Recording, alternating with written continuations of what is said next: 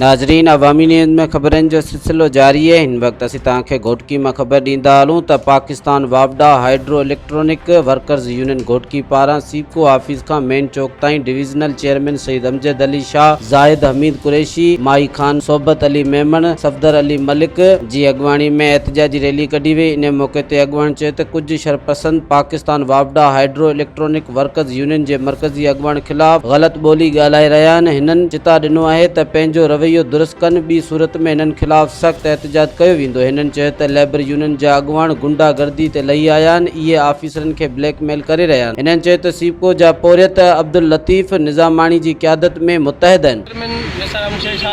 असां पंहिंजे मरकज़ी कायदीन खुर्शीद अहमद खान साहब ऐं निज़ामाणी साहब जी पोयों बीठा हूं, जीअं साईं जन जो हुकुम हूंदो में थींदो।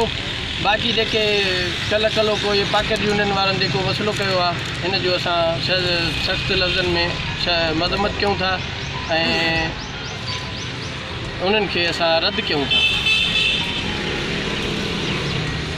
जेके सेप्को हेडक्वार्टर में सेप्को लेबर यूनियन की तरफ़ एहतजाज हुयो, और उन एहतजाज में असांजी क़यादत जे मथां उन्हनि जेके नाज़िबा अल्फाज़ यूज़ किया, असां उन्हनि लफ़्ज़नि जी पुरज़ोर मज़म्मत कयूं था और मज़दूर दुश्मन पॉलिसी ते असां इहा शइ रद्द कयूं था।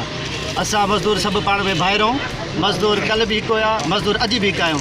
जेकी बि कल्ह लेबर यूनियन वारनि सखर हेडक्वार्टर में या गुंडागर्दी ॾेखारी आहे, असां उन्हनि जी पुरज़ोर मज़म्मत कयूं था ऐं असां सभु मज़दूर पाण में भाइर आहियूं। असांजी रीजनल क़यादत, असांजी ज़ोनल क़यादत और असांजी मरकज़ी क़यादत ते असां उन्हनि सां गॾु बीठा आहियूं। इंशाअल्लाह सभु मज़दूर पाण में भाइर आहियूं। मज़दूर इत्तेहाद। मज़ीद खबरों और तफसीलात के लिए विजिट करें हमारी वेबसाइट www.awamiNewsHD.com।